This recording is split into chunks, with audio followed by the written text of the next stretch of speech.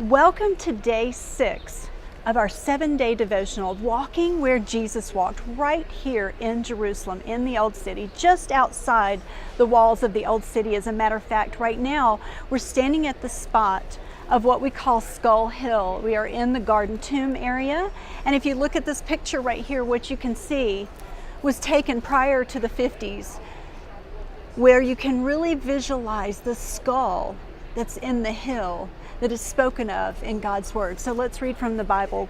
As we're working our way through Matthew, we are actually getting towards the end of Matthew, and we are on the Crucifixion, which is in chapter 27. Along the way, they came across a man named Simon, who was from Cyrene, and the soldiers forced him to carry the cross.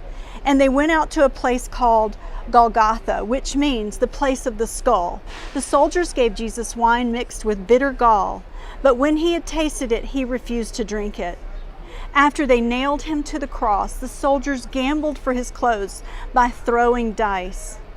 Then they sat around and kept guard as he hung there. A sign was fastened above Jesus' head, announcing the charge against him, and it read, "This is Jesus, the King of the Jews." 2 revolutionaries were crucified with him, one on his right and one on his left. The people passing by shouted, "Abuse," shaking their heads with mockery. "Look at you now," they yelled at him. "You said you were going to destroy the temple and rebuild it in 3 days. Well then, if you are the Son of God, save yourself and come down from the cross."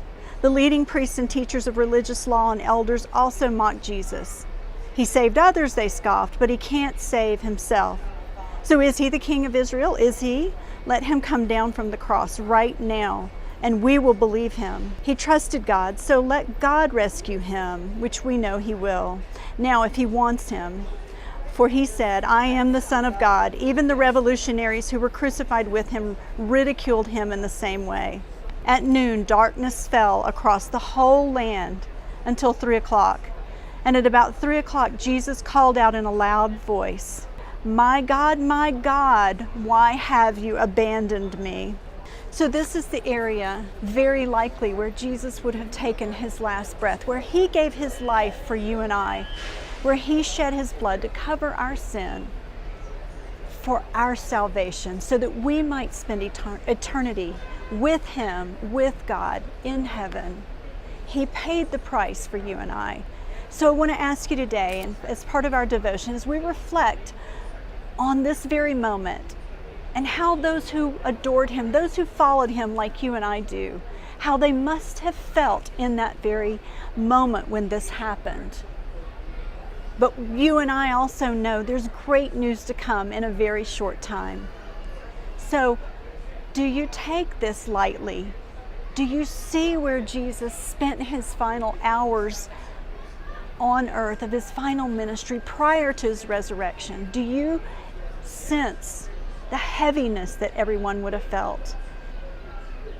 And do you appreciate the price that he paid with the beatings and the abuse and the crucifixion? I want you to contemplate on that today. But then I want us to prepare for tomorrow as we get ready for Jesus to rise again. And we're going to go to a special spot in this Garden Tomb area to hold our final day devotional and celebrate as Jesus is resurrected. God bless you, and I'll see you tomorrow on day 7.